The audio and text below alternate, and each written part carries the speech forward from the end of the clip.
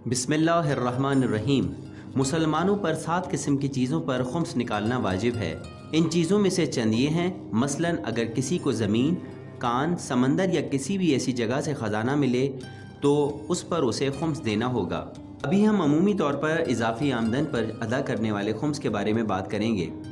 खुम्स कारोबार, नौकरी, पेशा या उजरत पर काम करने वाले हजरात पर लागू होता है, अलबत्ता अगर इनकी तमाम किस्म की आमदन पर मुनाफा हो।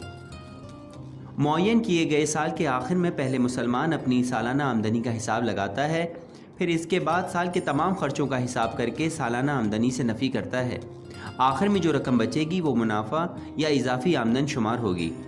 इसका 5वां हिस्सा या 20% खुम्स में अदा होगा और बाकी 80% साफ़ व शफ़ाफ या पाक पैसा शुमार किया जाएगा, जिस पर खुम्स दोबारा लागू नहीं होगा। मसलन हम इसे इस तरह समझते हैं, हमारे 2 बैंक अकाउंट हैं।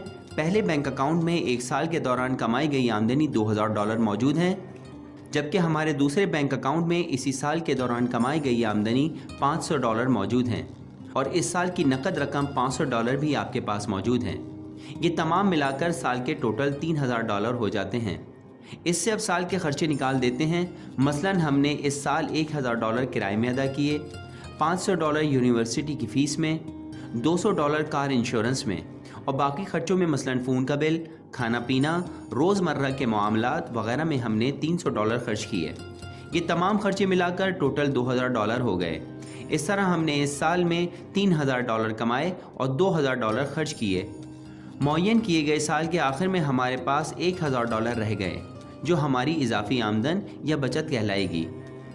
अब ये आमदनी जो बचत है, अगर पूरे साल खर्च नहीं किए तो हमें खुम्स अदा करना होगा।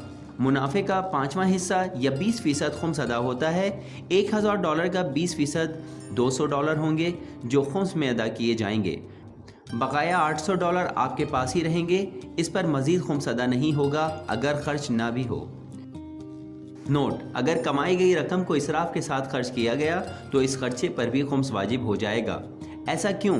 क्योंकि इस्लाम में अखराजात में इसराफ हराम है। एक और मामला यह है कि अगर किसी शख्स ने कमाई गई रकम गैर कानूनी तौर पर हासिल की हो, मसलन जुए से, और वो तमाम रकम इसकी कानूनी तौर पर कमाई गई रकम में शामिल हो जाए और इस शख्स को इसके बाद में यकीन ना हो कि कितनी रकम कानूनी है और कितनी गैर कानूनी, तो खुम्स तमाम रकम पर अदा करना होगा। हमें शरई मसाइल की तफसीलात के लिए हमेशा उलमा इस्लाम से रब्ता करना चाहिए। याद रहे कि जहेज़ और महर पर खुम्स अदा नहीं होता। इसी तरह विरासत के हकीकी कानून के तहत विरासत पर भी खुम्स अदा नहीं होता। तोहफ़े तहाइफ अगर साल भर इस्तेमाल ना हो तो इस पर फ़ुक़हा के मुख्तलिफ़ फ़तावा हैं, इसके लिए अपने मुज्तहिद के फ़तवे पर अमल किया जाएगा।